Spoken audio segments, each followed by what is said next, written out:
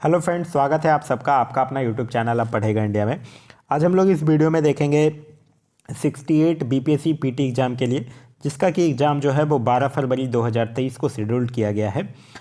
उस एग्ज़ाम के लिए परम आईएएस के द्वारा जो प्रैक्टिस सेट मार्केट में अवेलेबल है, वो प्रैक्टिस सेट आज मैं आप लोगों के लिए समझ लेकर आऊँगा। यह परम आईएएस के द्वारा 68 बीपीएससी पीटी के लिए टेस्ट 1 होगा, जो कि हिंदी माध्यम में उपलब्ध है। इसी प्रैक्टिस सेट से आज मैं आप लोगों के लिए प्रैक्टिस सेट करवाऊंगा। इसका अगर आप लोगों को पीडीएफ चाहिए तो पीडीएफ के लिए वीडियो के दिए गए डिस्क्रिप्शन लिंक से जाकर टेलीग्राम ग्रुप ज्वाइन कर सकते हैं, या फिर टेलीग्राम में जाकर सर्च कर लीजिएगा अब पढ़ेगा इंडिया। वहाँ जो ग्रुप आएगा उसको ज्वाइन कर लीजिए, वहाँ इसका पीडीएफ जो है वो प्रोवाइड करवा दिया गया है। तो चलिए अब बढ़ते हैं अपने क्वेश्चन की तरफ। आज का जो हमारा पहला क्वेश्चन है, यह जो प्रैक्टिस सेट होगा वो पूरे एक्सप्लेनेशन के साथ आप लोगों के समक्ष प्रस्तुत किया जाएगा।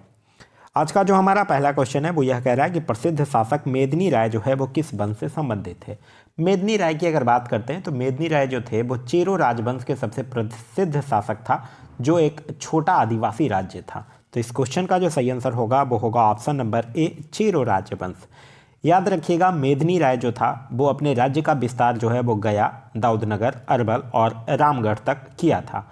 फिर अंत में ये जो चेरो राजवंश था उसको मुगल साम्राज्य में शामिल कर लिया गया था। नेक्स्ट क्वेश्चन है क्वेश्चन नंबर सेकंड।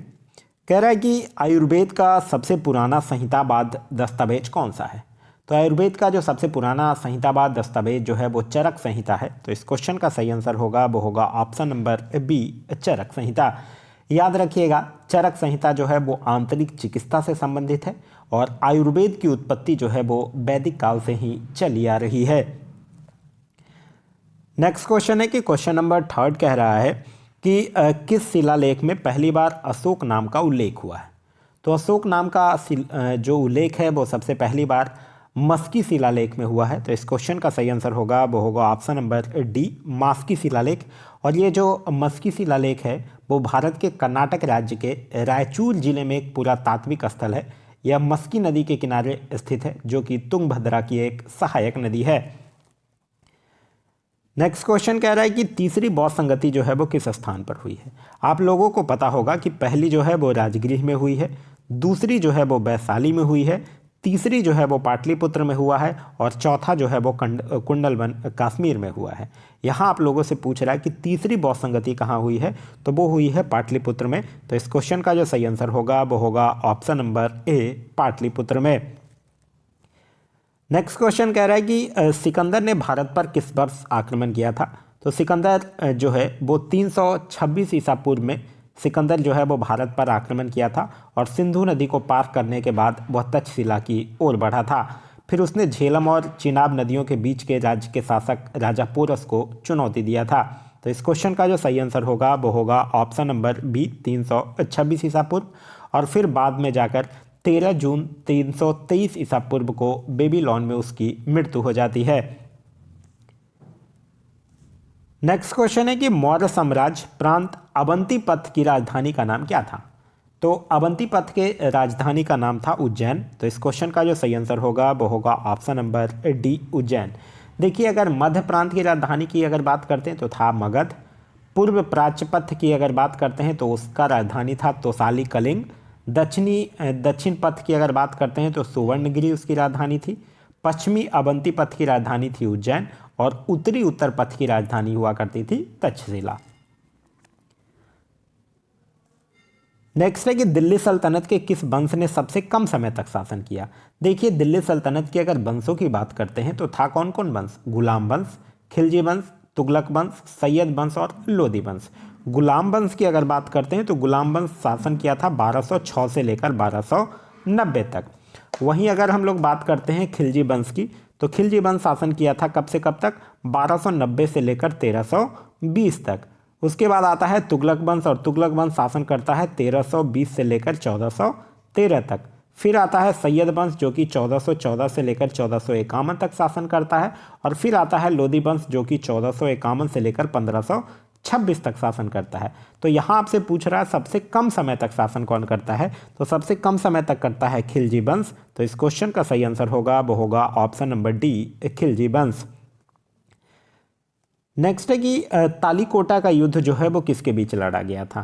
तालीकोटा का युद्ध जो है वो 1565 में लड़ा गया था विजयनगर साम्राज्य और दक्कन सल्तनत के बीच, जिसमें विजयनगर की हार हुई थी। तो इस क्वेश्चन का जो सही आंसर होगा वो होगा ऑप्शन नंबर बी, विजयनगर साम्राज्य और दक्कन सल्तनत के बीच 1565 में तालीकोटा का युद्ध हुआ था, जिसमें विजयनगर की हार हुई थी। तालीकोटा की अगर बात करते हैं तो यह उत्तरी कर्नाटक में बीजापुर शहर के पास स्थित है। नेक्स्ट क्वेश्चन है क्वेश्चन नंबर 9। कह रहा है कि किस मुगल शासक के मकबरे की स्थिति के साथ उसका सही मेल नहीं है। जहांगीर, आगरा, यही गलत है क्योंकि जहांगीर का मकबरा जो है वो आगरा में नहीं बल्कि लाहौर में स्थित है। फिर उसके बाद बाबर काबुल सही है, अकबर सिकंदरा सही है और हुमायूं दिल्ली बिल्कुल सही है। नेक्स्ट क्वेश्चन है क्वेश्चन नंबर 10। कह रहा है कि निम्नलिखित में से किस व्यक्तित्व को कव्वाली का जनक माना जाता है। तो कव्वाली का जनक जो है वो अमीर खुसरो को माना जाता है। तो इस क्वेश्चन का जो सही आंसर होगा वो होगा ऑप्शन नंबर सी, अमीर खुसरो को। नेक्स्ट क्वेश्चन है क्वेश्चन नंबर 11। क्वेश्चन नंबर 11 कह रहा है कि सखी ग्रंथ, अनुराग सागर और बीजक निम्नलिखित में से किस व्यक्तित्व की रचनाएं हैं। तो यह सब जो है वो कबीर की रचनाएं हैं। तो इस क्वेश्चन का सही आंसर होगा वो होगा option number D, Kabir. Kabir से याद रखिएगा, कबीर जो थे वो निर्गुण भक्ति धारा से जुड़े। कबीर एक ऐसे प्रथम भक्त थे जिन्होंने संत होने के बाद भी पूर्णतः गृहस्थ जीवन का निर्वाह किया था। कबीर जो थे, क्वेश्चन पूछा जाता है कि किनके समकालीन थे, तो कबीर जो थे वो सुल्तान सिकंदर लोदी के समकालीन थे। नेक्स्ट क्वेश्चन है क्वेश्चन नंबर 12। क्वेश्चन नंबर 12 कह रहा है कि निम्नलिखित में से किस व्यक्ति के ने उपनाम गुलरुखी का प्रयोग किया था। तो सिकंदर लोदी जो था वो गुलरुखी उपनाम का प्रयोग किया था। तो इस क्वेश्चन का जो सही आंसर होगा वो होगा option number B, Sikandar Lodi. Sikandar Lodi जो था वो बहलोल लोदी का बेटा था और उसका असली नाम जो था वो निजाम खान था। इसने 1504 में आगरा शहर की स्थापना भी की थी और अपनी राजधानी को दिल्ली से आगरा भी स्थानांतरित कर दिया था। इसने माप की एक इकाई की भी शुरुआत की थी जिसे गजे सिकंदरी कहा जाता है। साथ ही साथ इसने नागरकोट में प्रसिद्ध जो ज्वालामुखी मंदिर था उसको ध्वस्त भी कर देता है और फिर जाकर सिकंदर लोदी की 1517 में बीमारी के कारण उसकी मृत्यु हो जाती है। नेक्स्ट क्वेश्चन है क्वेश्चन नंबर 13। कह रहा है निम्नलिखित में से कौन सा यूरोपीय लोगों का सही क्रम है जो व्यापार के लिए भारत आए थे। तो व्यापार के लिए भारत आए थे तो यूरोपीय लोगों का अगर क्रम देखेंगे तो सबसे पहले आया था पुर्तगाली, फिर था डच, फिर था अंग्रेजी और फिर थे फ्रेंच। तो इस क्वेश्चन का जो सही आंसर होगा वो होगा option number C. Next question है क्वेश्चन नंबर 14। कह रहा है कि 1883 में जब इल्बर्ट बिल पेश किया गया था तब वायसराय कौन था। 1883 की अगर बात करते हैं तो उस समय वायसराय कौन था, लॉर्ड रिपन था। क्योंकि लॉर्ड रिपन का जो टेन्योर है वो कब से कब तक है, 1880 से लेकर 1884 तक था। ये जो इल्बर्ट बिल था ये क्या था, इल्बर्ट बिल एक विधायी अधिनियम था और इसी अधिनियम ने यह निर्धारित किया था कि भारतीय न्यायाधीश जो हैं वो यूरोपीय लोगों की सुनवाई कर सकते हैं। लॉर्ड रिपन की अगर बात करते हैं तो इससे भी कुछ इंपॉर्टेंट फैक्ट्स आप लोगों को ध्यान रखना है। जैसे कि इसने स्थानीय स्वशासन की शुरुआत की थी। इसके समय में ही भारत में 1881 में सर्वप्रथम नियमित जनगणना करवाई गई थी और 1881 में इसके द्वारा ही प्रथम कारखाना अधिनियम भी लाया गया था। नेक्स्ट क्वेश्चन है क्वेश्चन नंबर 15। कह रहा है निम्नलिखित में से कौन जो है वो नेहरू रिपोर्ट का मसौदा तैयार करने वाली समिति के सदस्य जो हैं वो नहीं थे, यह आपसे पूछ रहा है। MS अनी ये तो थे, मंगल सिंह भी थे, तेज बहादुर सप्री भी थे और GR प्रधान भी थे। तो यह चारों थे। तो इस क्वेश्चन का जो सही आंसर होगा वो होगा ऑप्शन नंबर ई, क्योंकि यह चारों जो थे वो नेहरू रिपोर्ट के मसौदा तैयार करने वाली समिति के सदस्य थे। याद रखिएगा यह जो नेहरू रिपोर्ट था इसमें सरकार के रूप में स्वशासी जो अधिराज्यों की तर्ज पर भारत के लिए एक डोमिनियन स्टेट की सिफारिश जो है वो किया गया था। नेक्स्ट क्वेश्चन है क्वेश्चन नंबर 16। कह रहा है एक आयरिश जेम्स ऑक्सटन हिक्की द्वारा शुरू किया गया भारत का पहला समाचार पत्र कौन सा था। तो भारत का पहला समाचार पत्र था बंगाल गजट, जो कि 4 पत्रों का एक साप्ताहिक अखबार होता था और जिसकी कीमत जो थी वो 1 रुपये थी। तो इस क्वेश्चन का सही आंसर होगा वो होगा option number C, Bengal gazette. Next है कि भारतीय राष्ट्रीय कांग्रेस के किस अधिवेशन की अध्यक्षता जो है वो महात्मा गांधी ने किया था। तो महात्मा गांधी जो थे वो केवल एक ही अधिवेशन की अध्यक्षता किए थे, वो था बेलगांव अधिवेशन 1924। तो इस क्वेश्चन का जो सही आंसर होगा वो होगा ऑप्शन नंबर बी, बेलगांव अधिवेशन 1924। नेक्स्ट है कि निम्नलिखित में से किसने इंडिया रिफॉर्म एसोसिएशन की स्थापना की थी। तो भारतीय सुधार संघ, इसकी स्थापना जो है वो 1870 में कलकत्ता में की गई थी और किसके द्वारा किया गया था, केशव चंद्र सेन के द्वारा किया गया था। तो इस क्वेश्चन का सही आंसर होगा वो होगा ऑप्शन नंबर सी, केशव चंद्र सेन के द्वारा।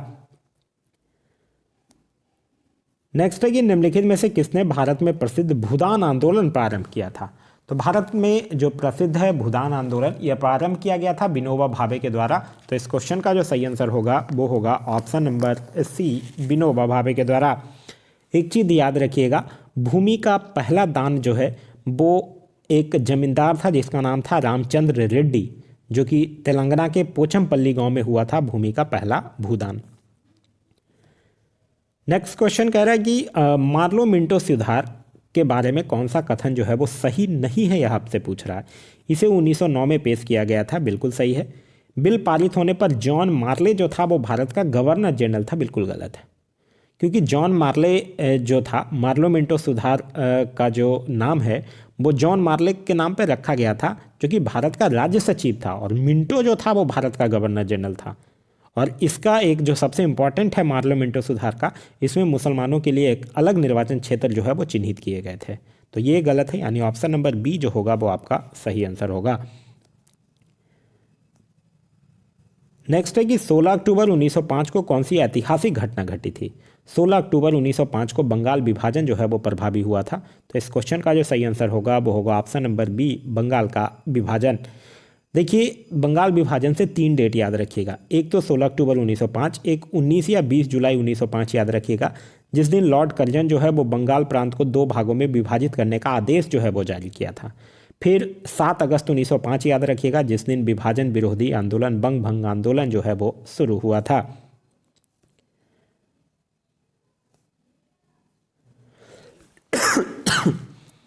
नेक्स्ट है कि निम्नलिखित में से कौन सा कथन जो है वो भारतीय राष्ट्रीय कांग्रेस के पहले अधिवेशन के बारे में सही नहीं है, यह पूछ रहा है। यह बंबई में वर्ष 1885 में हुआ था, यह बिल्कुल सही है। फिर कह रहा है कि A.O. ह्यूम इसके अध्यक्ष थे और W.C. बनर्जी इसके महासचिव थे, ये बिल्कुल गलत है। इस सत्र की अध्यक्षता जो है वो W.C. बनर्जी के द्वारा किया गया था और इसके महासचिव जो थे वो A.O. ह्यूम थे। फिर कह रहा है इस सत्र में कुल 82 प्रतिनिधियों ने भाग लिया था, ये भी गलत है क्योंकि कुल 72 प्रतिनिधियों ने भाग लिया था। फिर है कि भारतीय राष्ट्रीय कांग्रेस की स्थापना के दौरान लॉर्ड डफरिन भारत के वायसराय थे, ये बिल्कुल सही है। यानी पहला और ए और डी सही है और बी और सी गलत है, यानी ऑप्शन नंबर ई जो होगा वो आपका सही आंसर होगा।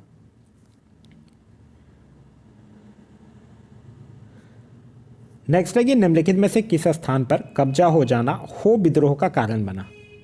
तो हो विद्रोह हो और मुंडा जो था वो आदिवासी अंग्रेजों द्वारा सिंह भूम जो था, जो कि अब झारखंड में है, उसी के कब्जे के खिलाफ हुआ था। तो इस क्वेश्चन का जो सही आंसर होगा वो होगा option number D, Singh Bhoom. Next है कि क्रिप्स मिशन भारत में किस वर्ष आया था। क्रिप्स मिशन जो है वो भारत में मार्च 1942 में आया था और मिशन का नेतृत्व जो है वो स्टॉपेट क्रिप्स के द्वारा किया गया था। तो इस क्वेश्चन का जो सही आंसर होगा वो होगा ऑप्शन नंबर सी, 1942 में। नेक्स्ट है कि निम्नलिखित में से कौन जो है वो 1946 में भारत आय कैबिनेट मिशन का सदस्य नहीं था। तो भारत आय कैबिनेट मिशन का सदस्य कौन कौन नहीं था। ए बी सिकंदर था, लॉर्ड बेबल नहीं थे, स्टॉपेट क्रिप्स था, विलियम वुड नहीं था। इसका नेतृत्व जो है वो लॉर्ड पैथिक लॉरेंस के द्वारा किया गया था। तो इस क्वेश्चन का जो सही आंसर होगा वो होगा ऑप्शन नंबर ई। नेक्स्ट है कि निम्नलिखित में से भारत के किस वायसराय के कार्यकाल में भारत की राजधानी जो है वो कलकत्ता से दिल्ली स्थानांतरित की गई। देखिए, भारत की राजधानी जो है वो कलकत्ता से दिल्ली स्थानांतरित किया गया था। 1911 तक कलकत्ता जो थी वो ब्रिटिश भारत की राजधानी थी। फिर 1911 में दिल्ली दरबार में भाग लेने के लिए आते हैं जॉर्ज पंचम और 12 दिसंबर 1911 को दिल्ली को राजधानी स्थानांतरित करने की जो है वो घोषणा कर दी जाती है। फिर 1 अप्रैल 1912 को लॉर्ड हार्डिंग के कार्यकाल के दौरान भारत की राजधानी को कलकत्ता से दिल्ली स्थानांतरित जो है वो कर दिया जाता है। तो इस क्वेश्चन का जो सही आंसर होगा वो होगा option number B, Lord Hardinge. Next है कि निम्नलिखित में से कौन सा असहयोग आंदोलन के बारे में सही नहीं है, यह आपसे पूछा जा रहा है। बड़ी संख्या में मुसलमानों ने आंदोलन में भाग लिया था, ये बिल्कुल सही है। आंदोलन 1920 में शुरू हुआ और 1922 में समाप्त हुआ, ये भी बिल्कुल सही है। जलियांवाला नरसंहार के कारण इसे निलंबित कर दिया गया था, ये गलत है। क्योंकि देखिए असहयोग आंदोलन जो है वो 1 अगस्त 1920 को शुरू हुआ था और 5 फरवरी 1922 को समाप्त हुआ था। एक्चुअली हुआ क्या था कि 5 फरवरी 1922 को चौरी चौरा घटना हुई थी, जिसके कारण गांधी जी जो थे वो इसको निलंबित कर दिए थे। चौरी चौरा जो हत्याकांड हुआ था, उसी के बाद गांधी जी जो थे वो 12 फरवरी 1922 को कांग्रेस कार्य समिति की बैठक बुलाते हैं और एक प्रस्ताव पारित करते हैं जिसे कि बारदोली प्रस्ताव के नाम से जाना जाता है, और उसी में उन्होंने आंदोलन को वापस लेने की घोषणा कर देते हैं। नेक्स्ट क्वेश्चन है क्वेश्चन नंबर 28। क्वेश्चन नंबर 28 कह रहा है कि अमृतसर अधिवेशन 1919 में भारतीय राष्ट्रीय कांग्रेस के संकल्प के अनुसार महात्मा गांधी को कांग्रेस का नया संविधान लिखना था। इसके लिए गांधी जी के साथ सहयोग करने के लिए निम्नलिखित में से किसे चुना गया था? एनसी केलकर, हाँ बिल्कुल इनको चुना गया था। बाल गंगाधर तिलक नहीं, आईवी सेन हाँ, और मोतीलाल नेहरू नहीं।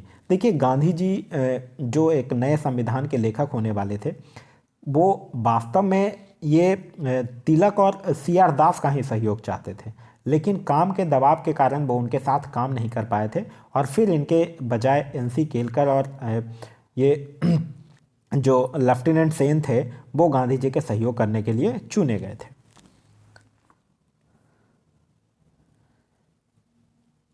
नेक्स्ट है कि निम्नलिखित में से किस क्षेत्र में अस्थाई बंदोबस्त लागू किया गया था? अस्थाई बंदोबस्त एक्चुअली लॉर्ड कॉर्नवालिस के द्वारा 1793 में शुरू किया गया था और इस प्रणाली के तहत जमींदारों को भूमि के मालिक के रूप में मान्यता दी जाती थी और राजस्व का 1/11वां हिस्सा जो है वो जमींदारों के द्वारा बरकरार रखा जा सकता था, जबकि 10/11वां हिस्सा जो है वो कंपनी को जमा किया जाना था। और अस्थाई बंदोबस्त जो है वो बंगाल के क्षेत्र में, यह प्रणाली जो है वो मुख्य रूप से बंगाल, बिहार, उड़ीसा, उत्तर प्रदेश के बनारस वाला क्षेत्र और उत्तरी कर्नाटक क्षेत्रों में प्रचलित था। तो इस क्वेश्चन का जो सही आंसर होगा वो होगा option number A, Bengal. Next question कह रहा है कि सैंडलर आयोग का गठन कब हुआ था? सैंडलर आयोग की अगर बात करते हैं तो 1917 में सैंडलर आयोग का गठन किया गया था और सर माइकल सैंडलर जो थे वो इस आयोग के अध्यक्ष थे। इसमें 2 भारतीय सदस्य भी थे, सर आशुतोष मुखर्जी और जियाउद्दीन अहमद शामिल थे। मुख्य रूप से इस आयोग का गठन जो है वो कलकत्ता विश्वविद्यालय की स्थितियों की समीक्षा करने के लिए किया गया था। इस आयोग का मुख्य उद्देश्य जो है वो माध्यमिक शिक्षा को विश्वविद्यालय शिक्षा से अलग करके विश्वविद्यालय शिक्षा में सुधार करना था।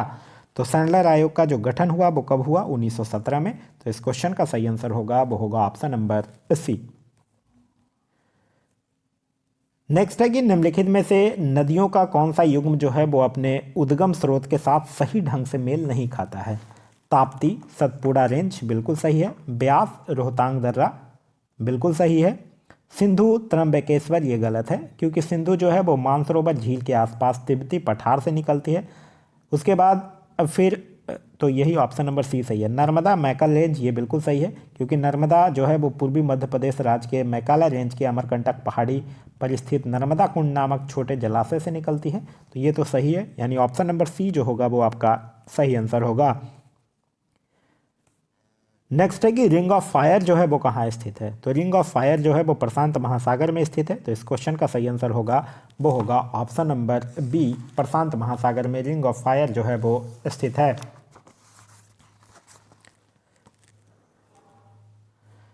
नेक्स्ट है क्वेश्चन नंबर 33, कह रहा है कि इनमें से कौन सी धारा जो है वो ठंडी जलधारा है? अच्छा, ठंडी जलधारा कहते किसको हैं? जो उच्च अक्षांशों से निम्न अक्षांशों की ओर बहने वाली जलधारा होती है, उसी को हम लोग ठंडी जलधारा कहते हैं।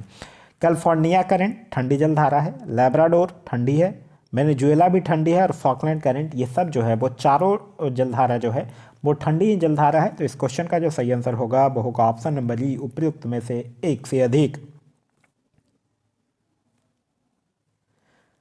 नेक्स्ट है निम्नलिखित में से किस स्थान पर करेबा की रचनाएं पाई जाती हैं?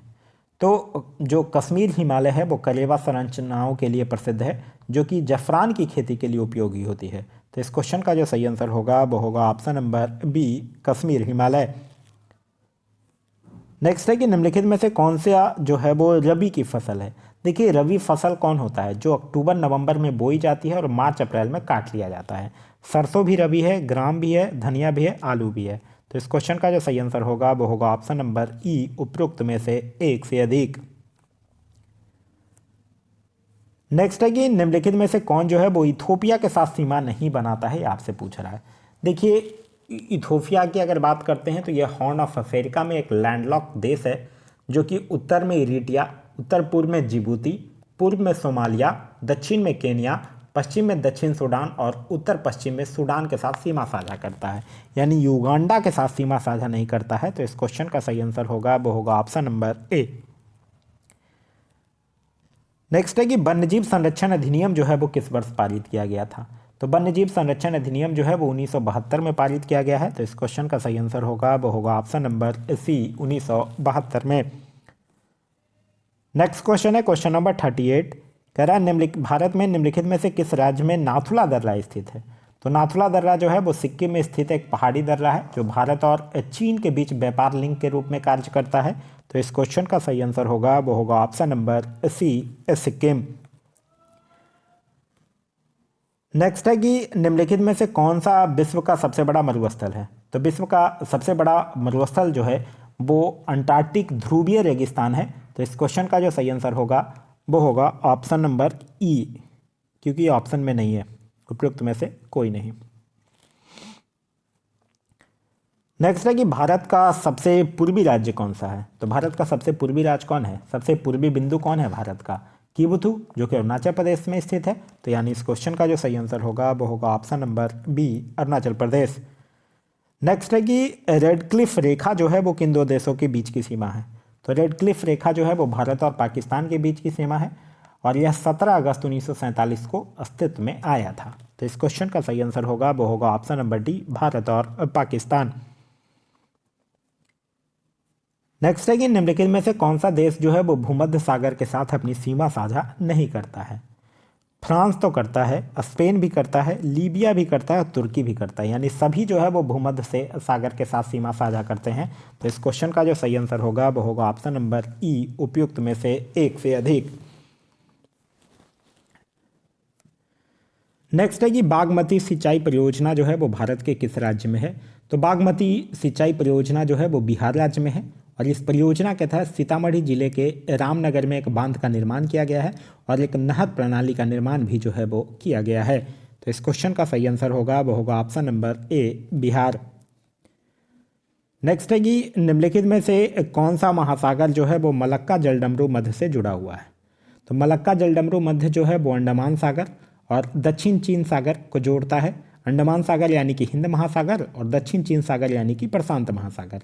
तो यह हिंद महासागर और प्रशांत महासागर को, तो इस क्वेश्चन का जो सही आंसर होगा वो होगा ऑप्शन नंबर ए, हिंद महासागर और प्रशांत महासागर। नेक्स्ट है कि रोरिंग 40s, फ्यूरियस 50s और श्रिंकिंग 60s किसके नाम हैं? तो यह सब जो है वो किसके नाम है? ये समुद्री हवाएं हैं। तो इस क्वेश्चन का जो सही आंसर होगा वो होगा ऑप्शन नंबर बी, समुद्री हवाएं हैं। नेक्स्ट है कि भारत के संविधान के अनुसार न्यायिक समीक्षा की शक्ति जो है वो निम्नलिखित में से किसके पास है? तो न्यायिक समीक्षा की शक्ति जो है वो सर्वोच्च न्यायालय के भी पास है और उच्च न्यायालय के भी पास है। तो इस क्वेश्चन का जो सही आंसर होगा वो होगा ऑप्शन नंबर ई, उपयुक्त में से एक से अधिक। नेक्स्ट है कि निम्नलिखित में से कौन सा सरदार सोनसिंह समिति की सिफारिश का परिणाम है? तो सरदार सोनसिंह समिति के आधार पर ही 42वां संविधान संशोधन 1976 के द्वारा मौलिक कर्तव्य को शामिल किया गया है। तो इस क्वेश्चन का सही आंसर होगा वो होगा ऑप्शन नंबर ए, मौलिक कर्तव्य। मौलिक कर्तव्य का जो विचार है वो रसिया के संविधान से प्रेरित है, और शुरू में 10 मौलिक कर्तव्य जोड़े गए थे, फिर बाद में एक, यानी टोटल अभी 11 है, और 11वां मौलिक कर्तव्य जो है वो 86वां संविधान संशोधन अधिनियम 2002 के तहत जोड़ा गया है। मौलिक अधिकार को संविधान के भाग 4 क में अनुच्छेद 51 के क के तहत रखा गया है। नेक्स्ट है कि भारत के निम्नलिखित प्रधानमंत्रियों में से कौन जो है वो अविश्वास मत से पराजित हुआ था। अविश्वास मत से पराजित मोरारजी देसाई नहीं हुए थे, विश्वनाथ प्रताप सिंह हुए थे, ठीक है, बीपी सिंह, कब 1990 की बात है। एच.डी. देवगौड़ा भी हुए थे 1997 में, और अटल बिहारी वाजपेयी भी हुए थे 1999 में। तो इस क्वेश्चन का जो सही आंसर होगा वो होगा ऑप्शन नंबर ई, उपयुक्त में से एक से अधिक। नेक्स्ट है कि केंद्रीय सूचना आयोग अपनी वार्षिक रिपोर्ट किसे सौंपता है। तो केंद्रीय सूचना आयोग जो है वो कार्मिक मंत्रालय को अपनी वार्षिक रिपोर्ट सौंपता है, और फिर केंद्र सरकार जो है वो इस रिपोर्ट को संसद के प्रत्येक सदन के समक्ष रखती है। नेक्स्ट क्वेश्चन है कि निम्नलिखित में से कौन सा देश जो है वो सरकार के एकात्मक रूप का अनुसरण करता है। तो यह करता है कौन, जापान। तो इस क्वेश्चन का जो सही आंसर होगा वो होगा option number D, Japan. Next है कि निम्नलिखित में से किसके पास दिल्ली के अलावा किसी अन्य स्थान को सर्वोच्च न्यायालय की सीट घोषित करने की शक्ति प्राप्त है। तो यह भारत के मुख्य न्यायाधीश को प्राप्त है। तो इस क्वेश्चन का सही आंसर होगा वो होगा ऑप्शन नंबर सी, भारत के मुख्य न्यायाधीश। सॉरी। नेक्स्ट है कि निम्नलिखित में से किस संसदीय समिति की संख्या जो है वो सबसे अधिक है। देखिए, लोक लेखा समिति की अगर बात करते हैं तो वर्तमान में इसमें 22 सदस्य होते हैं लोक लेखा समिति में, जिसमें 15 जो है वो लोकसभा से होता है और 7 जो होता है वो राज्यसभा से होते हैं। फिर अनुमान समिति, अनुमान समिति में मूल रूप से 25 सदस्य होते थे, लेकिन 1956 में इसकी सदस्यता बढ़ाकर 30 कर दी गई है, और सभी 30 सदस्य जो हैं वो लोकसभा से होते हैं, राज्यसभा से इसमें कोई प्रतिनिधित्व नहीं होता है। सार्वजनिक उपक्रमों पर समिति की अगर बात करते हैं तो इसमें 15 सदस्य होते हैं, लेकिन फिर 1974 में इसकी सदस्यता बढ़ाकर 22 कर दी जाती है, मतलब अभी फिलहाल 22 है, जिसमें लोकसभा से 15 और राज्यसभा से 7। और विशेषाधिकार समिति की अगर बात करते हैं तो इसमें 15 सदस्य होते हैं, ठीक है। विशेषाधिकार समिति जो है लोकसभा समिति में 15 सदस्य होते हैं, और जबकि राज्यसभा समिति में 10 सदस्य होते हैं। तो सबसे अधिक किसमें हुआ, अनुमान समिति में, यानी ऑप्शन नंबर बी जो होगा वो आपका सही आंसर होगा।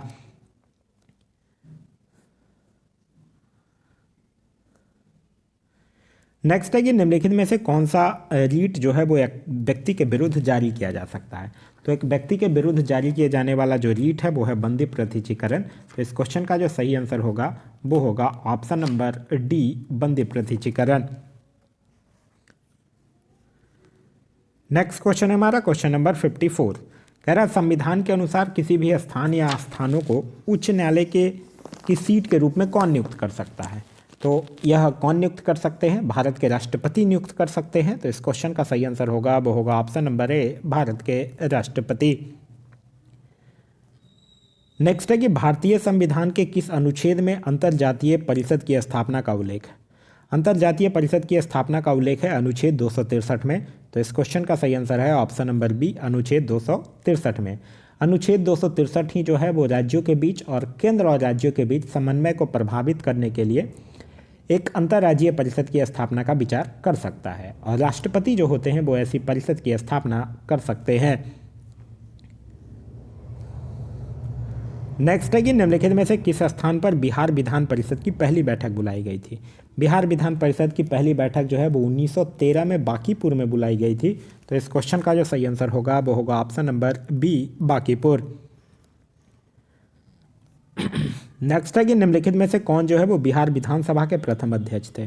तो बिहार विधानसभा के प्रथम अध्यक्ष थे बिंदेश्वरी प्रसाद वर्मा, जिन्हें कि बिंदा बाबू के नाम से जाना जाता था।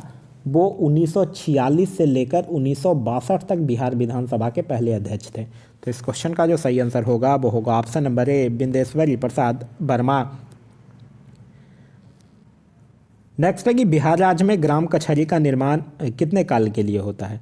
तो बिहार में पंचायती राज संस्थाओं के तहत ग्राम कचहरी कार्य करती है, जो कि 5 साल की अवधि के लिए बनाई जाती है। तो इस क्वेश्चन का जो सही आंसर होगा वो होगा ऑप्शन नंबर सी, 5 साल।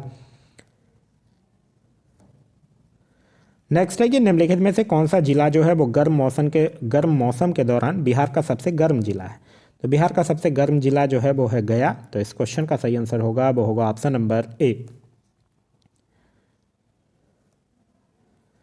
नेक्स्ट है कि बिहार की सबसे ऊंची चोटी निम्नलिखित में से किस जिले में स्थित है। तो बिहार की सबसे ऊंची चोटी कौन सी है, सोमेश्वर किला, जो कि बिहार की सबसे ऊंची चोटी है, और यह सोमेश्वर रेंज पर स्थित है। और यह कहाँ है? पश्चिम चंपारण जिले में स्थित है। तो इस क्वेश्चन का जो सही आंसर होगा वो होगा ऑप्शन नंबर ए, पश्चिमी चंपारण। नेक्स्ट है कि निम्नलिखित में से किस स्थान पर बिहार का पहला चीनी कारखाना स्थापित किया गया था? तो बिहार का पहला चीनी कारखाना जो है वो स्थापित कहाँ किया गया था? मढ़ौरा में, जो कि बिहार के सारण जिले के मढ़ौरा कस्बे में स्थित है। और कब किया गया था? 1904 में पहली चीनी मिल जो है वो स्थापित किया गया था। और यह बिहार ही नहीं बल्कि पूरे देश की पहली चीनी मिल भी था। तो इस क्वेश्चन का जो सही आंसर होगा वो होगा ऑप्शन नंबर सी। नेक्स्ट है कि निम्नलिखित में से किस सिख गुरु का जन्म बिहार में हुआ था? तो गुरु गोविंद सिंह, उनका जन्म जो है वो 1666 में पटना में हुआ था, जो कि सिखों के 10वें और अंतिम गुरु थे। तो इस क्वेश्चन का सही आंसर होगा वो होगा ऑप्शन नंबर डी, गुरु गोविंद सिंह। नेक्स्ट है कि निम्नलिखित में से किसने पटना शहर को अजीमाबाद नाम दिया था? तो पटना शहर को अजीमाबाद नाम दिया था प्रिंस अजीम उन शान ने। तो इस क्वेश्चन का जो सही आंसर होगा वो होगा ऑप्शन नंबर बी, अजीम उन शान ने। नेक्स्ट है कि निम्नलिखित नवपाषाण स्थलों में से कौन सा बिहार में स्थित है? अच्छा, पूछ रहा कौन सा बिहार में स्थित है। तो चिरंद जो है वो भारत के बिहार राज्य के सारण जिले में स्थित एक पुरातात्विक स्थल है। तो इस क्वेश्चन का सही आंसर होगा वो होगा ऑप्शन नंबर डी। नेक्स्ट है कि निम्नलिखित में से कौन सा साम्राज्य जो है वो बुद्ध के जीवन से संबंधित नहीं है, यह आपसे पूछ रहा है। तो गंधार का राज्य जो है वो बुद्ध के जीवन से जुड़ा हुआ नहीं था। तो इस क्वेश्चन का जो सही आंसर होगा वो होगा ऑप्शन नंबर बी। नेक्स्ट है कि निम्नलिखित में से किसे रॉबर्ट क्लाइव ने बिहार का नायाब दीवान नियुक्त किया है? तो रॉबर्ट क्लाइव ने बिहार का नायाब दीवान नियुक्त किसको किया था? सिताब राय को किया था। तो इस क्वेश्चन का जो सही आंसर होगा वो होगा ऑप्शन नंबर बी, सिताब राय। और फिर 1773 में सिताब राय की मृत्यु हो जाती है। उसके बाद वारन हेस्टिंग्स जो है वो सिताब राय के बेटे कल्याण सिंह को दीवान नियुक्त करता है। नेक्स्ट है कि बिहार की निम्नलिखित महिला स्वतंत्रता सेनानियों में से किसने भगत सिंह को दी गई मृत्युदंड के खिलाफ आवाज़ उठाने के लिए लोगों को संगठित किया था? तो उनका नाम क्या था? उनका नाम था कुसुम कुमार देवी। तो इस क्वेश्चन का जो सही आंसर होगा वो होगा ऑप्शन नंबर सी, कुसुम कुमार देवी, जो कि भगत सिंह को 23 मार्च 1931 को फांसी दी गई थी, उसी के खिलाफ आवाज़ उठाने के लिए आरा में लोगों को संगठित किया था।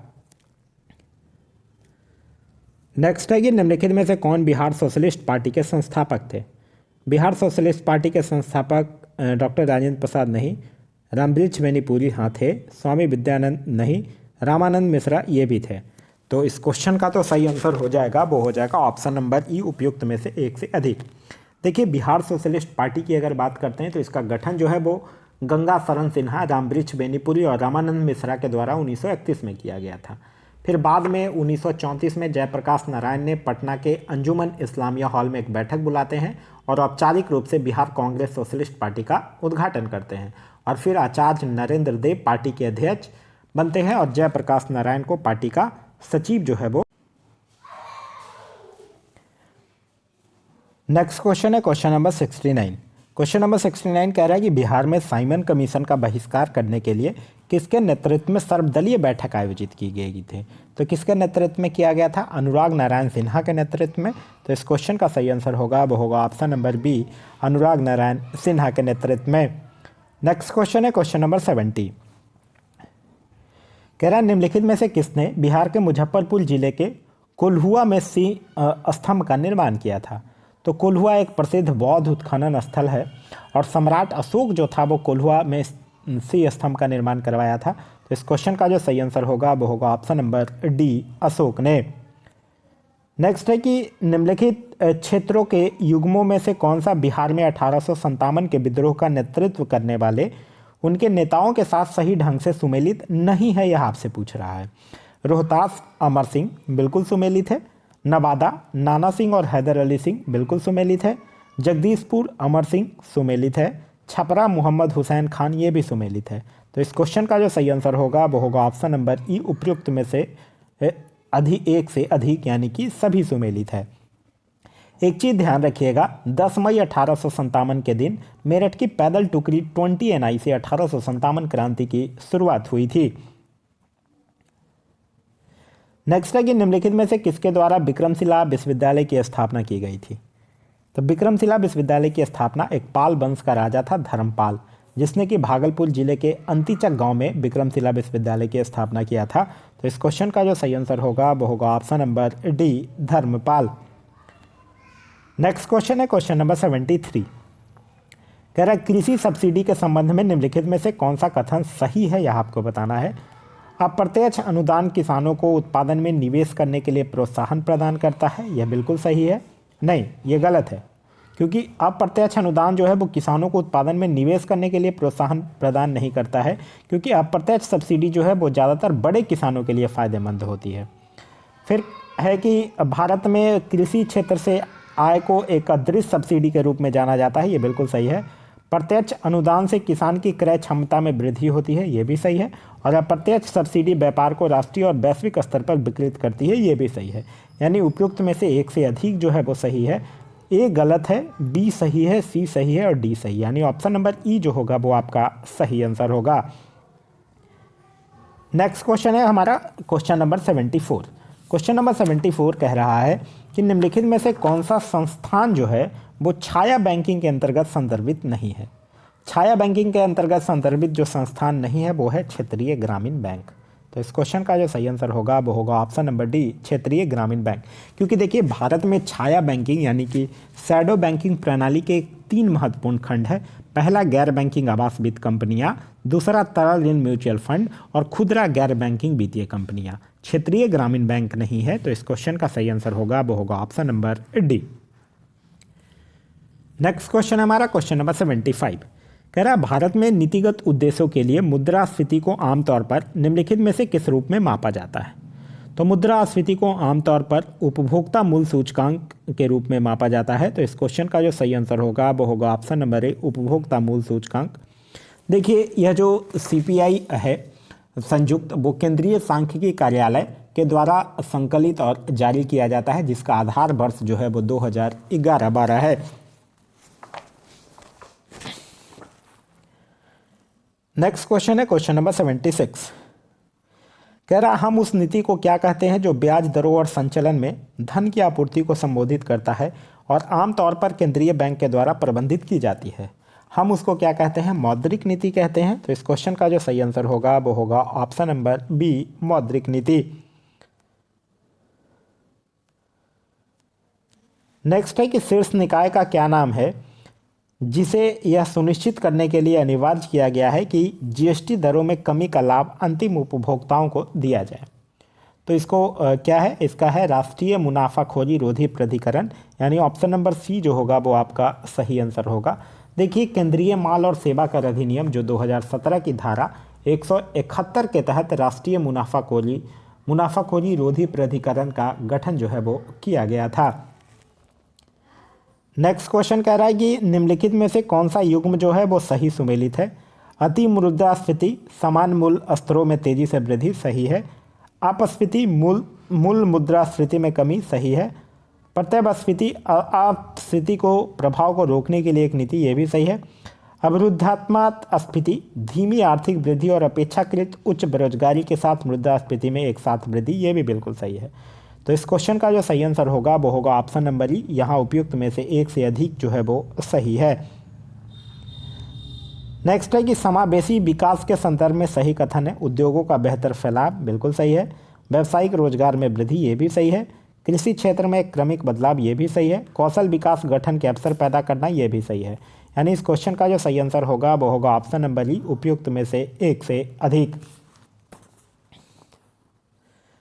नेक्स्ट क्वेश्चन है क्वेश्चन नंबर 80। कह रहा है निम्नलिखित में से किस समिति का गठन जो है वो मौद्रिक नीति ढांचे की समीक्षा करने और उसे मजबूत करने के उद्देश्य से किया गया था। तो ये जो उर्जित पटेल समिति है उसका किया गया था। तो इस क्वेश्चन का सही आंसर होगा वो होगा option number D, Urjit Patel समिति। चलैया समिति की अगर बात करते हैं तो यह कर सुधारों से संबंधित है। रंगराजन समिति जो है वो भारतीय अर्थव्यवस्था के लिए बचत और निवेश का आकलन करने से संबंधित है। और BK चतुर्वेदी समिति जो है वो सार्वजनिक क्षेत्र की तेल कंपनियों की वित्तीय स्थिति की समीक्षा करने से संबंधित है। नेक्स्ट क्वेश्चन है क्वेश्चन नंबर 81। कह रहा है निम्नलिखित में से कौन सा भौतिक परिवर्तन नहीं है, यह आपसे पूछ रहा है। तरलीकृत पेट्रोलियम गैस एलपीजी का दहन यही नहीं है, क्योंकि देखिए भौतिक परिवर्तन में कोई नया पदार्थ जो है वो नहीं बनता है, ये रासायनिक परिवर्तन है। इसके दौरान पदार्थ की जो रासायनिक संरचना है उसमें परिवर्तन हो जाता है और नए गुणों वाले नए पदार्थ जो हैं वो बन जाते हैं। नेक्स्ट क्वेश्चन है क्वेश्चन नंबर 82। कह रहा है निम्नलिखित में से कौन सा कथन जो है वो सही है, यह आपको बताना है। उदासीनीकरण अभिक्रिया एकल विस्थापन अभिक्रिया होती है, ये गलत है, क्योंकि उदासीनीकरण अभिक्रिया जो है वो अम्ल और क्षार के बीच की अभिक्रिया है और द्विस्थापन अभिक्रिया है। ठीक है। उसके बाद कह रहा है कि वर्षा प्रतिक्रिया अघुलनशील लवण उत्पन्न करती है, ये सही है, यानी ऑप्शन नंबर बी जो होगा वो आपका सही आंसर होगा। नेक्स्ट है कि निम्नलिखित में से कौन सा जो है वो ऊष्माक्षेपी अभिक्रिया नहीं है, यह पूछ रहा है। प्राकृतिक गैस का जलना ये ऊष्माक्षेपी है, श्वसन भी ऊष्माक्षेपी है, सब्जियों के पदार्थ का खाद में अपघटन ये भी ऊष्माक्षेपी अभिक्रिया है। तो इस क्वेश्चन का जो सही आंसर होगा वो होगा ऑप्शन नंबर ई, क्योंकि सभी जो है वो ऊष्माक्षेपी अभिक्रिया ही हैं।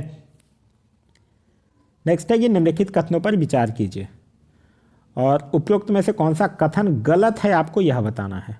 ठीक है।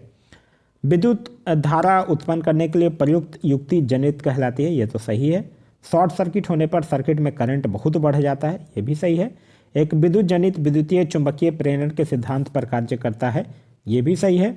हरे रंग के इंसुलेशन वाला तार जो है वो आमतौर पर विद्युत आपूर्ति का सक्रिय तार होता है, ये गलत है, क्योंकि देखिए लाइव वायर में लाल इंसुलेशन कवर होता है और अर्थ वायर का जो घरेलू सर्किट होता है उसमें हरा इंसुलेशन होता है, तो ये गलत है, यानी ऑप्शन आप कह सकते हैं केवल डी जो है वो गलत है, यानी ऑप्शन नंबर ई जो होगा वो आपका सही आंसर होगा। नेक्स्ट है कि निम्नलिखित में से कौन सा कथन जो है वो गलत है, यह आपको बताना है। कह रहा है कि प्रमस्तिष्क का मुख्य कार्य दृष्टि और श्रवण है, ये तो सही है। श्वास को मेडुला ऑब्लोंगाटा द्वारा नियंत्रित किया जाता है, ये भी सही है। रीढ़ की हड्डी शरीर की प्रतिबिंब गतिविधियों को नियंत्रित करती है, ये भी सही है। मस्तिष्क को घेरने वाले बॉक्स को बोनी बॉक्स कहा जाता है, ये भी सही है, यानी ऑप्शन नंबर ई जो होगा वो सही होगा, क्योंकि यहाँ सभी जो हैं वो सही है। नेक्स्ट है कि ग्रेफाइट के बारे में गलत कथन को पहचान करना है आपको। कह रहा है कि ग्रेफाइट में प्रत्येक कार्बन परमाणु जो होते हैं वो एक ही विमान में हेक्सागोनल सारणी देने वाले 3 अन्य कार्बन परमाणुओं से जुड़ा हुआ होता है, ये बिल्कुल सही है। फिर है कि इन बॉन्डों में से एक डबल बॉन्ड है और इस प्रकार कार्बन की संयोजकता जो है वो संतुष्ट है, ये भी सही है। ग्रेफाइट संरचना एक के ऊपर एक परतों में रखी गई हेक्सागोनल सरणियों द्वारा बनाई जाती है, ये भी सही है। ग्रेफाइट बिजली का बहुत खराब सुचालक है, ये गलत है, क्योंकि ग्रेफाइट जो है वो विद्युत का सुचालक होता है। तो इस क्वेश्चन का जो सही आंसर होगा वो होगा ऑप्शन नंबर डी जो है वो गलत है।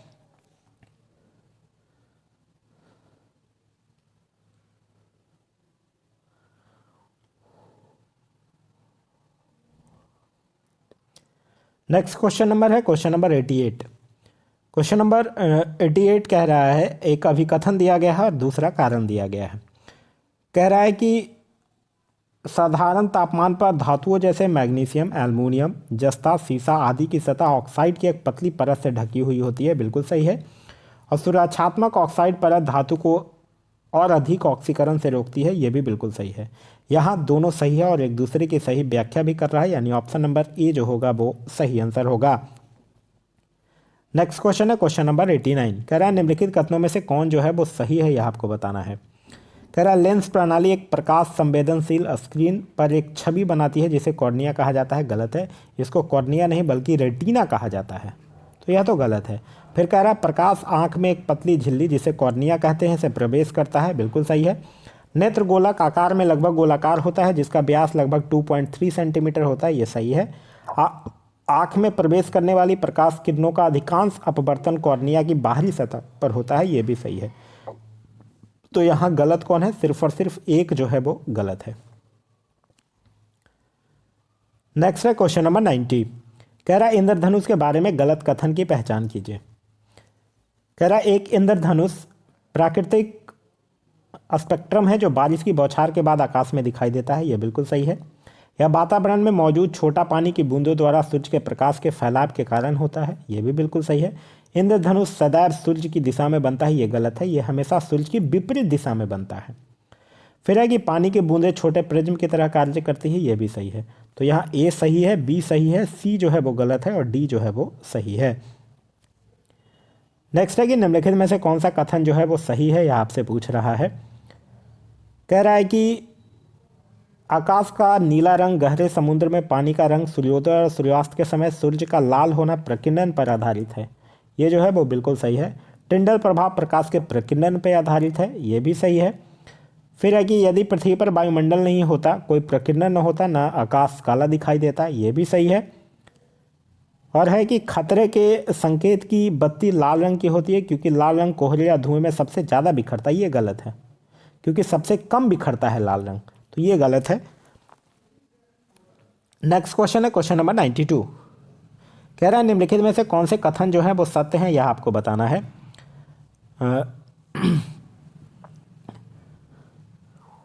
कह रहा है विभिन्न गतिविधियों के माध्यम से हमने देखा है कि चुंबक के समान ध्रुव प्रतिकर्षित होते हैं जबकि विपरीत ध्रुव एक दूसरे को आकर्षित करते हैं, ये तो सही है। कह रहा है चुंबकीय क्षेत्र एक ऐसी राशि है जिसकी केवल दिशा होती है, ये गलत है, क्योंकि चुंबकीय क्षेत्र एक मात्रा है जिसमें दिशा और परिणाम जो है वो दोनों होता है।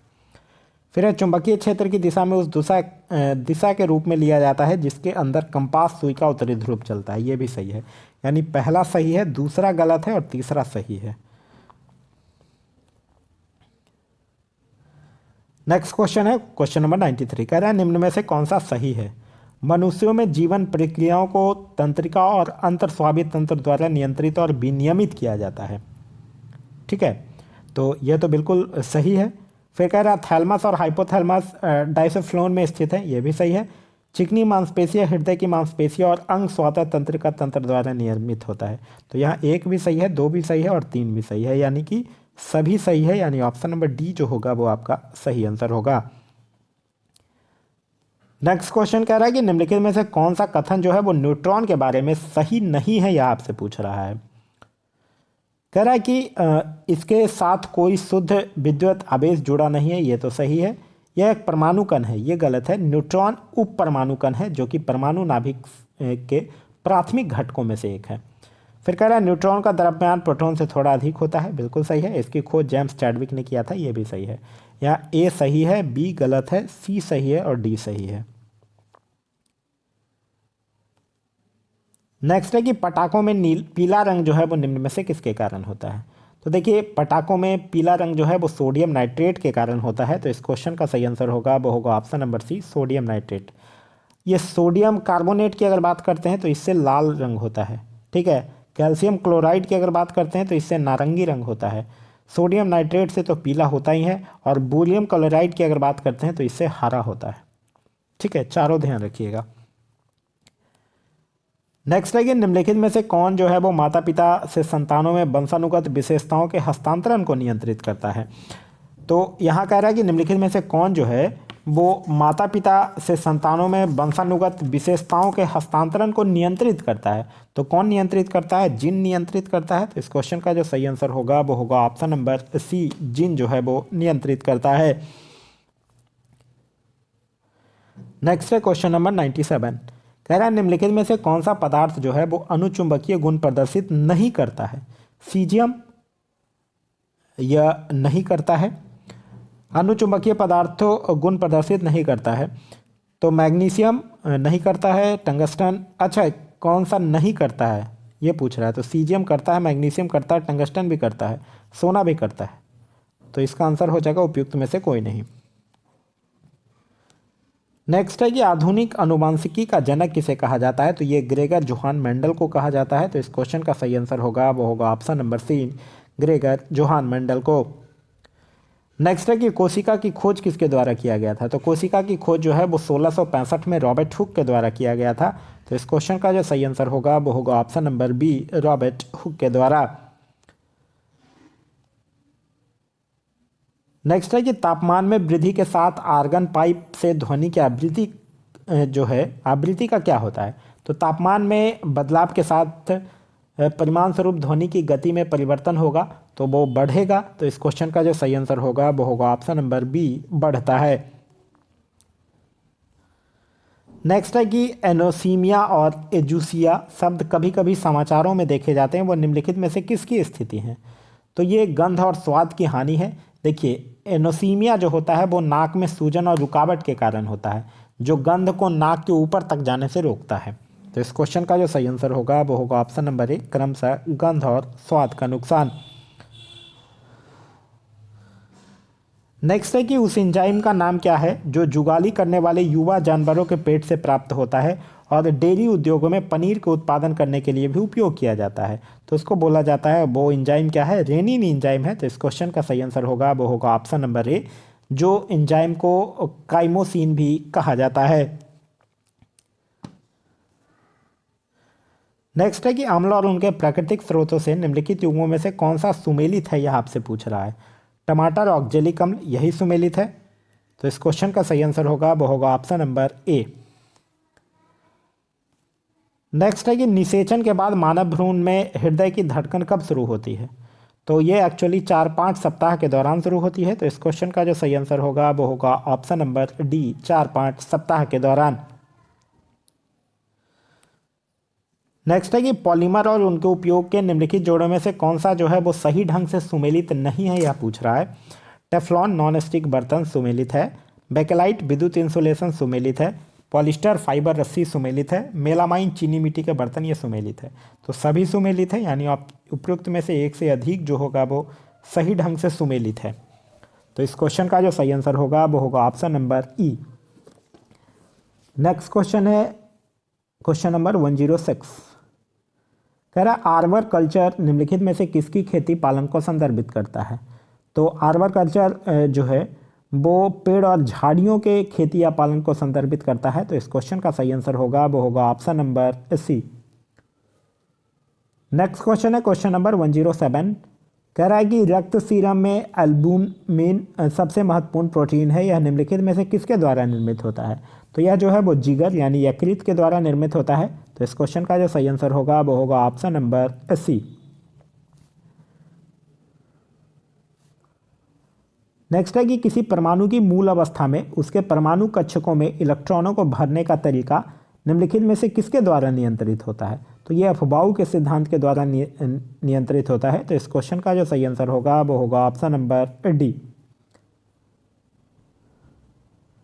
नेक्स्ट है कि किसी व्यक्ति का पूरा आकार देखने के लिए समतल दर्पण की न्यूनतम ऊंचाई कितनी होनी चाहिए? तो उस व्यक्ति के आधे ऊंचाई के बराबर होना चाहिए। तो इस क्वेश्चन का जो सही आंसर होगा वो होगा ऑप्शन नंबर बी, व्यक्ति की ऊंचाई का आधा। नेक्स्ट है कि हैबर विधि द्वारा अमोनिया के निर्माण में निम्नलिखित में से किस उत्प्रेरक का उपयोग किया जाता है? तो वो किस उत्प्रेरक का उपयोग किया जाता है? आयरन और मोल्बेडेनम का, यानी Fe और MO, यानी ऑप्शन नंबर बी। नेक्स्ट है कि बिहार स्वास्थ्य विज्ञान विश्वविद्यालय का प्रथम कुलपति यानी वाइस चांसलर किसे बनाया गया है? तो वो बनाया गया है डॉक्टर सुरेंद्र नाथ सिन्हा को, यानी ऑप्शन नंबर सी जो होगा वो आपका सही आंसर होगा। नेक्स्ट है कि बिहार का पहला ऑक्सीजन पार्क जो है वो किस जिले में बनाया जा रहा है? तो बिहार का पहला ऑक्सीजन पार्क जो है वो गोपालगंज जिले के थावे के वन परिसर में बनाया जाएगा। तो इस क्वेश्चन का जो सही आंसर होगा वो होगा option number C, Gopalganj. Next है कि पिछले 15 वर्षों में सबसे कम भूमि उत्पादकता गिरावट में बिहार का देश भर में कौन सा स्थान है? तो देखिए, पहला स्थान किसका है? पहला स्थान है हिमाचल प्रदेश का और दूसरा स्थान है बिहार का। तो इस क्वेश्चन का जो सही आंसर होगा वो होगा option number B, Bihar. Next है कि ग्लोबल स्टार्टअप इकोसिस्टम रिपोर्ट में अफोर्डेबल टैलेंट में किस राज्य को एशिया में पहला स्थान मिला है? तो एशिया में पहला स्थान जो है वो केरल को मिला है। तो इस क्वेश्चन का जो सही आंसर होगा वो होगा ऑप्शन नंबर ए, केरल को एशिया में 5वां और दुनिया में 20वां स्थान मिला है और भारत में पहला।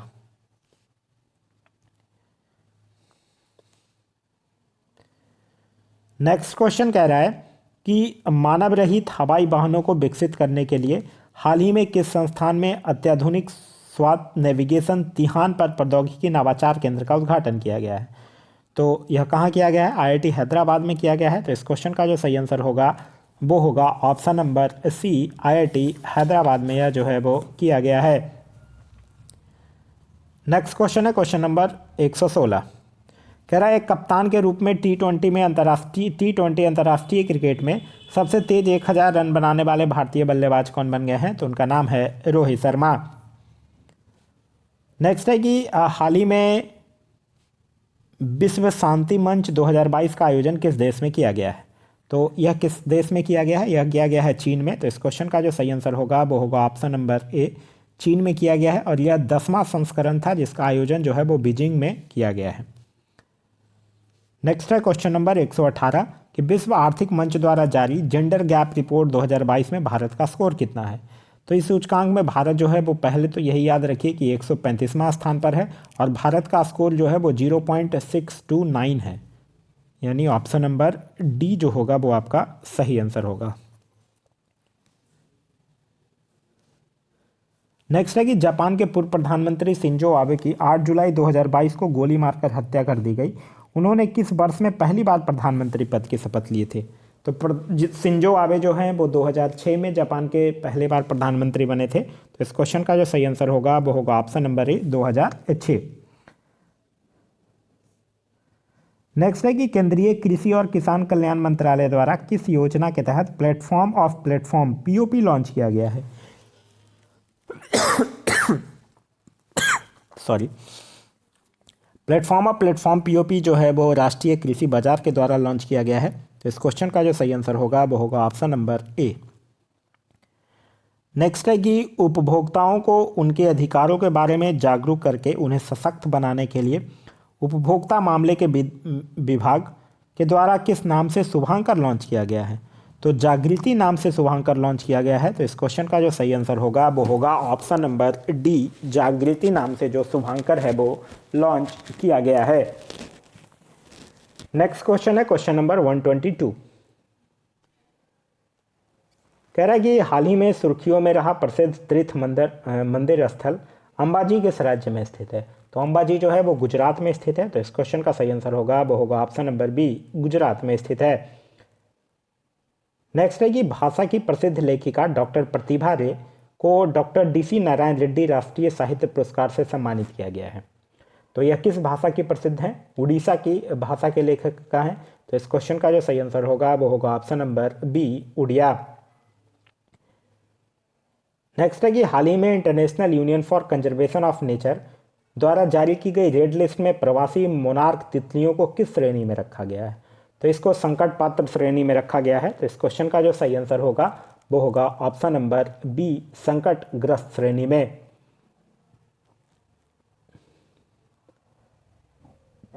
नेक्स्ट है कि अंतर्राष्ट्रीय खगोलीय संघ द्वारा हाल ही में चर्चित प्लूटो को कब बौने ग्रह की श्रेणी में रखा गया था?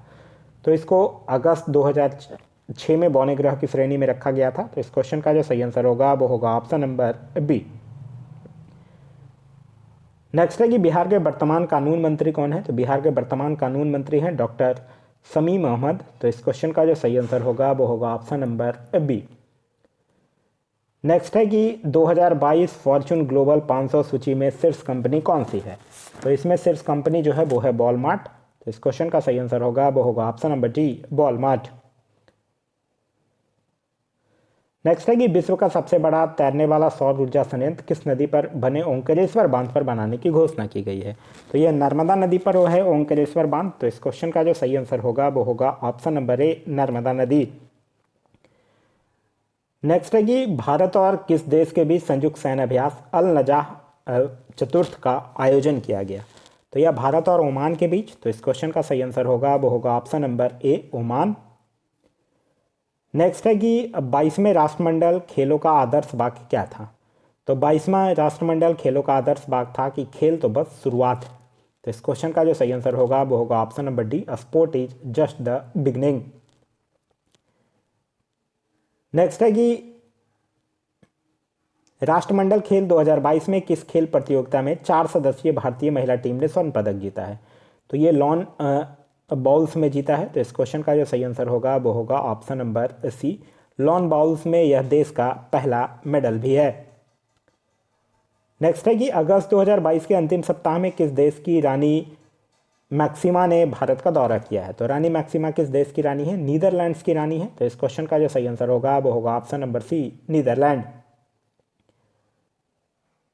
नेक्स्ट है कि एशिया के सबसे बड़े निजी अस्पताल का उद्घाटन प्रधानमंत्री नरेंद्र मोदी के द्वारा किस शहर में किया गया है?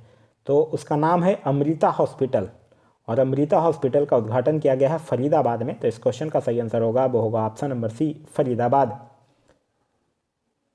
नेक्स्ट है कि भारत के पूर्व उपराष्ट्रपति वेंकैया नायडू ने a new India selected writing 2014-19 नामक पुस्तक का विमोचन किया गया। यह किसके चुने हुए लेखों का संकलन है? तो यह अरुण जेटली के द्वारा चुने हुए लेखों का संकलन है। तो इस क्वेश्चन का जो सही आंसर होगा वो होगा ऑप्शन नंबर ए, अरुण जेटली। नेक्स्ट है कि किस शहर में India international sea food show 2023 आयोजित करने की घोषणा की गई है? तो यह कोलकाता में की गई है। तो इस क्वेश्चन का सही आंसर होगा वो होगा ऑप्शन नंबर डी, कोलकाता में। नेक्स्ट है कि विश्व का सबसे ऊंचा रेल पुल किस नदी पर बनाया गया है? तो यह चिनाब नदी पर बनाया गया है। तो इस क्वेश्चन का जो सही आंसर होगा वो होगा ऑप्शन नंबर सी, चिनाब नदी पर।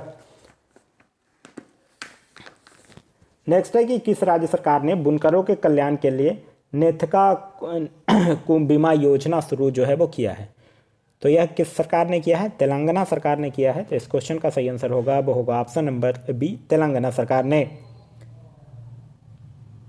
नेक्स्ट है कि हाल ही में किसे sir Winston Churchill leadership award से सम्मानित किया गया है? तो यह किया गया है जो यूक्रेन के राष्ट्रपति हैं व्लादिमीर जेलेंस्की। तो इस क्वेश्चन का जो सही आंसर होगा वो होगा ऑप्शन नंबर डी। नेक्स्ट है कि किस नदी के द्वारा निर्मित गोखूर झील अंसुपा झील को रामसार स्थल के रूप में अधिसूचित किया गया है? तो यह किस नदी द्वारा निर्मित है? महानदी के द्वारा निर्मित है। तो इस क्वेश्चन का सही आंसर होगा वो होगा option number C, Mahanadi. Next question है कि टोक्यो पैरालंपिक 2020 में भारतीय पैरालंपिक दल के लिए थीम गीत कर दे कमाल तू के संगीतकार और गायक का नाम बताएं। तो उनका नाम क्या है? उनका नाम है संजीव सिंह। तो इस क्वेश्चन का जो सही आंसर होगा वो होगा ऑप्शन नंबर ए, संजीव सिंह। इसके आगे मैथ्स के क्वेश्चंस दिए गए हैं। जो मैथ्स के क्वेश्चंस हैं उसके सॉल्यूशन जो है वो पीडीएफ के लास्ट में अटैच्ड है। पीडीएफ के लास्ट में इसका सॉल्यूशन जो है वो अटैच्ड कर दिया गया है। इसके अलावा भी आस्था पब्लिकेशन के द्वारा, जो आस्था कोचिंग है उसके द्वारा जो प्रैक्टिस सेट बीपीएससी के लिए जो करवाया जाता है वो भी प्रैक्टिस सेट जल्द ही आप लोगों के लिए उपलब्ध करवा दिया जाएगा। साथ ही साथ परफेक्शन आईएएस के द्वारा भी जो भी बीपीएससी का जो प्रैक्टिस सेट है वो भी आप लोगों के लिए उपलब्ध करवा दिया जाएगा। तो आप लोग जितना ज़्यादा से ज़्यादा हो सके इस चैनल को शेयर कीजिए, और वीडियो पसंद आ रहा है तो एक लाइक ज़रूर कर दीजिए। अभी तक आप इस चैनल पर नए हैं या चैनल को सब्सक्राइब नहीं किया तो चैनल को सब्सक्राइब कर लीजिए, और साथ ही साथ बेल आइकन दबा लीजिए ताकि हमारे सारे वीडियो के नोटिफिकेशन आपको मिलते रहें। Thanks for watching.